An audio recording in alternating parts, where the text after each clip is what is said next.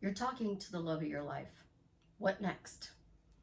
That is what a lot of people say. I'm talking to my person, we're texting, we've done some phone calls, we might have even video chat.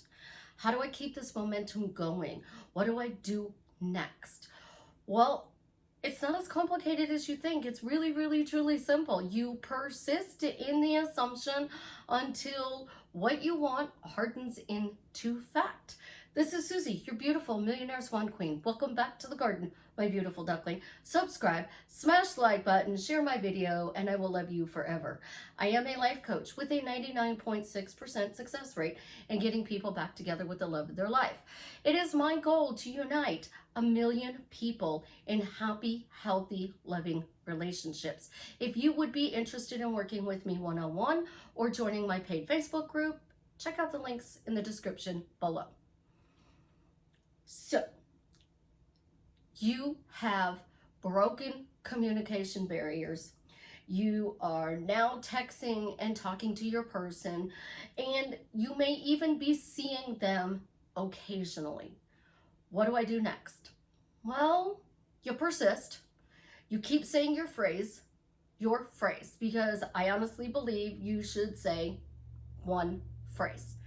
One phrase really does drastically change your life for the better. Why am I happily married to Jared? Because he fits in a Batman mask would be a good phrase for me to say. Why do I instantly feel absolutely positively amazing? Being loved by Jared, knowing things are different, and we are happily married just because my beautiful duckling said so. I'm happily married to Jared. Isn't it wonderful I'm happily married to Jared? Thank you, Father, I'm happily married to Jared. Of course I'm happily married to Jared. It's wonderful. It's amazing. It's incredible. I have a wonderful marriage to Jared. All of that is marriage to Jared. That's my phrase. That is my little statement, married to Jared, that I turn into a phrase, a question, and statements. And that's all I need to do. And I still need to say that. Why do I need to say that? Number one, if you stop saying it, you stop texting it, you stop writing it, you're going to go back to the old story because you stopped telling your new story.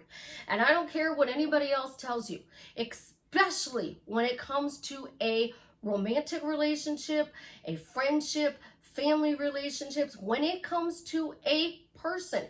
And you know, specific person to me is every person you talk to in your life. It is a specific person, the love of your life. You want to continue to say that this relationship is happy, it's amazing, it's wonderful, it's blissful, it's fantastic, it's incredible. Because you are telling the universe and 7 billion people, God, the angels, and any bitch who may want your man, or any dude that wants your lady, that's mine, and I'm happily married to it. Until you no longer want that relationship, you have to say it. So you are still going to persist 50 years from now. And how do I know that? I had an uncle who was married for 54 years. His wife passed away before they made 55. All of the people when I worked in Walmart that would come up to me that were married 50, 60 years said the secret to their marriage was, why were they happy? You are not going to stay with somebody for 50 years, 18,262 days, if you're not happy in that relationship. If that relationship doesn't add value in some way, you're going to check out and you're going to go out the door. Well, actually, that's my patio. The door is that way.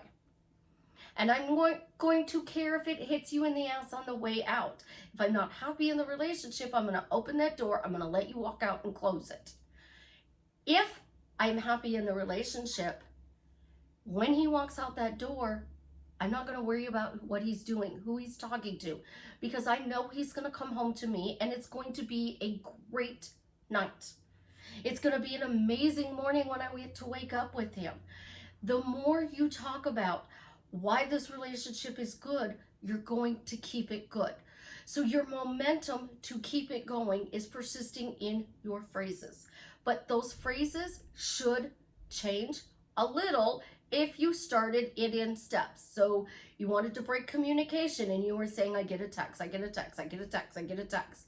Then you get a phone call, you get a phone call. Then you got on a date and now you're engaged and you're living with the person or you're married to the person. That phrase may change. But I always say, go to your end. So I'm happily married to Jared. We have an amazing relationship. It is so romantic. It's fun. It gives me everything I ever wanted, didn't know I wanted, and could bypass all of the dreams, hopes that I had for the future with this relationship. And I'm going to keep saying it. The thing is, as soon as a problem occurs, you got a text message from them. You didn't like that text message. You're living with them. They start complaining. And you're like, oh my God, they're so negative. Oh my gosh, they're so negative. Is this going to work? Am I going to be able to keep this? Those things are killers to your relationship. And your job really, truly is no different. It's going to be a killer to your job. If you get your dream job, all right? And I have a friend who just got her dream job. And she is so happy. She says what she's gone through has drastically changed her life and the way she's thought about things. And now she wants to give back. So she got her dream job. And she has a goal of what she's going to be doing. As long as she keeps that, I have my dream job, I'm giving back. This is amazing. Life has changed me for the better.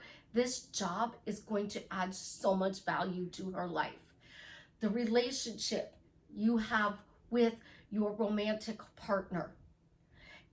If you stop saying they're romantic, they're not going to bring you little gifts or flowers because you started saying, oh, they're not romantic. They just neglect me. They ignore me. They don't do the things that they used to do for me. It's that easy to go from this beautiful love story that you created back to this chaos story that you let go of to create this beautiful story by simply letting what they do bother you. So my rules on you're in a relationship. Number one, if you do not understand what they're texting you or saying to you, ask them to clarify it. For example, you get a text message and they're feeling really low and they're like, I'm not the person you should be with. You deserve better. That is them saying that they're not acting up to your standards. They're not leveling up to meet your needs. They are feeling and they feel bad about themselves. This isn't an attack on you. This is, I'm feeling really bad. I know I'm neglecting you and you deserve better. Because they're not doing what you need. But you react with, you're so negative. Why can't you see what we have? Why are you always doing this? You're like a roller coaster. You're bipolar. Are you a narcissist? This is just a toxic relationship. And then you start running and you tell all of your friends. And we're like over here and we're having this little chatty. We're like two dogs fighting. We need to stop that. And we need to focus on the good things. So to keep the momentum going, you have a question about something they said or did, ask them, but do it in a respectful way. You're not going to come at them and go, why are you being so disrespectful and leaving the socks on the floor? Why can't you get all your laundry in the freaking basket? Babe, if you want me to wash your socks, please hit the basket. Otherwise, I'm not going to wash your socks. And he'll look at you and go, oh, is that why I don't have any clean socks? Yeah, because you don't hit the laundry basket and I just pick up the laundry basket and go. That's kind of But if you're not feeling really good and you're like, hey babe, my back is hurting. could you do me a favor? Could you make sure you get all your laundry in the laundry basket? Because when I take the laundry, it hurts to bend down and have to pick up the stuff you missed. So I would really appreciate it if you do that. They're going to do that for you because you gave them a reason and you asked nicely. Now here's the beauty. You want them to keep doing it? So you go to do laundry. It's Saturday morning, you pick up the laundry, you go to do laundry, and he sees you walk by the lawn with the laundry, and you're headed to the washer, and you go, thanks, babe. It really means a lot to me that you put all your laundry in the basket and I didn't have to pick it up. I really appreciate it. You're amazing. Love you. And you just keep going to the laundry room. You're not picking a fight. You're not letting this little problem create a bigger problem. So you do it in a respectful way. You clarify a situation. Number 2, don't be telling your friends, your family, your coworkers what they're doing wrong. Do not do that. If all they want to hear about is the problems, don't talk about your relationship with them. And if they say, well, you never tell me about your relationship, say, well, you know, you're a little soured in love and I don't want that energy brought into my relationship. And my guy is absolutely amazing right now, and I want to keep it that way. And you let it go.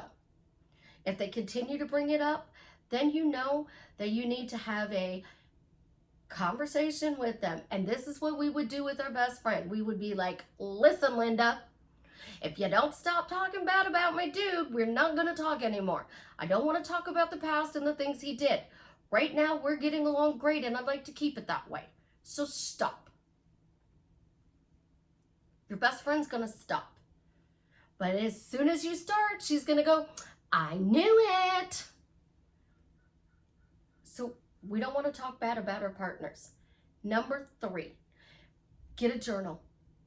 Get a notepad on your phone, because we all have our cell phones, and write down 5 things that you appreciate about them today. So they text you good morning. They text you good night. They sent you flowers. They called you beautiful. It can be simple little things or the bigger things like flowers. If you had a date night, if you had an amazing evening and you watched a beautiful movie and went to bed and had a really awesome time, write that down in your book. Remember, if you write it in your book and they see it, they're going to be flattered. So I'm so thankful that Jared watched the Alabama football game with me. It was the most amazing game ever. I know we lost, but I was thrilled that he watched the game with me. Jared sent me flowers. I loved it. Like, when I opened up the door and saw this person standing out there, it was amazing. My heart just skipped a beat. And when I read the card, I mean, it just made me feel so loved. Those are a couple of ways you can write these things down. You can simply write down, Jared sent me flowers. We spent a wonderful evening together. But if you write it down in a little bit of details and you write down at least 5 things. And the reason I tell you to do this is because you're focusing on the good in the relationship. So, number 4, we want to compliment them.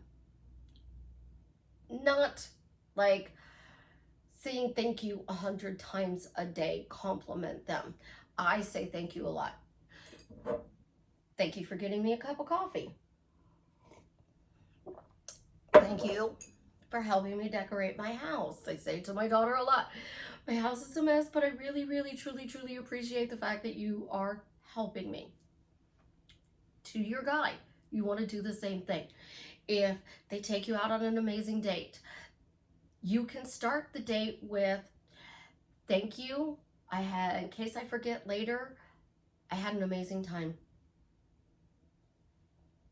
You can say it at the end of the day. Thank you for a wonderful evening. You can text them a couple of hours later and just say, thank you. And they're going to go, for the wonderful evening. It really made my day to be able to spend time with you. Something else you can compliment them. They fill your car with gas. It's not their job. I am a woman. I have an amazing sports car. I love my Camaro, and I get guys who offer to pump my gas for me all the time. And sometimes I totally mess up at the gas pump because I just do. And they'll be like, and this is why we offer to pump your gas for you, because obviously you don't know how. And I tell them, that's really nice. I really appreciate you offering. When their spouse comes in and they start questioning these things, I just tell them apparently some weirdo designed my car, because who on God's green earth would put the gas cap on the passenger side of the car? It has to be a single dude. Because a guy who has children, a guy who has a girlfriend is not going to put the gas cap on the passenger side of the car, because they want to make sure that the love of their life and their children are protected, so nobody can get into the driver's seat. Think about this. And these guys will tell me this, and their spouses will laugh. So I thank this woman for borrowing her husband to educate me on why my gas cap is on the wrong side of the car. When you compliment somebody, it makes them feel good. And the more you make your person feel good, the better it's going to be. So you get that text message where they're feeling awful and they're saying that you deserve better. You say, thank you for being honest with me. I really appreciate it, but know that I love you and I am here for you. You complimented them, you told them you were here, and you loved them.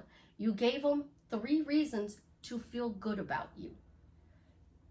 And the more they feel good about you, they're going to amplify that.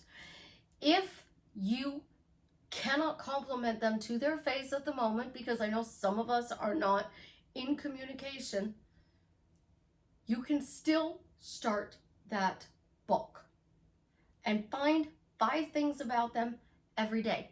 And here's a little tip: date it. Okay? So you had a conversation and you broke the ice. You start your book September 1st, 2021. Oh my gosh, I am so grateful that they texted me. We had the most amazing conversation.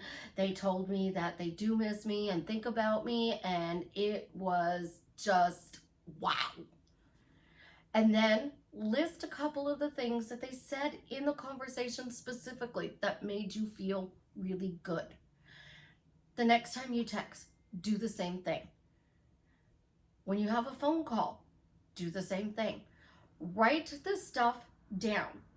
And then you have a record of also how it's changing. And because you have that record of how it's changing, you have physical proof that you can read. And you have dates that match that. Keeping a relationship going. This is stuff you're going to do for 18,262 days if you want to spend 50 years with them. Do I want 50 years worth of journals? Think about this. Your great grandkids read this. Do they want to see how amazing your relationship was and the secret that kept you guys together for 50 years? Absolutely. There are going to be times where you're going to put in there that you had a fight, that you had a disagreement. And that's okay, because that's real life. But if you notice that every day you are writing negative about your partner, then you need to reevaluate your relationship self-concept, which is, I have amazing relationships. I have incredible relationships, happy relationships, fun relationships. My partner has a romantic relationship with me. Relationship self-concept, you guys know I hate self-concept, so I can't even say it, is all about your way you are telling the story about it. Think about your best friend. That's your best friend. This is your bestie. You gave them a title, and you praise that relationship. Oh my God, we can fight, and the next day we're back, everything is just fine. We can fight, and 5 minutes later go out for margaritas and tacos. Your best friend and you can do anything and still come back together. And that's the way you want to be with your romantic partner as well.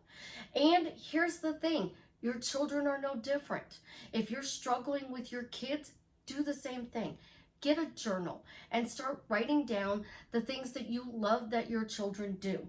And start thanking your children and complimenting your children. You want them to be a neat freak? Thank you for picking up your toys. It means a lot to me. I have a 10-month-old and a 5-year-old that's in my house a lot. And when they leave, my house is picked up. And they both help to pick it up. With the 10-month-old, we're teaching him now.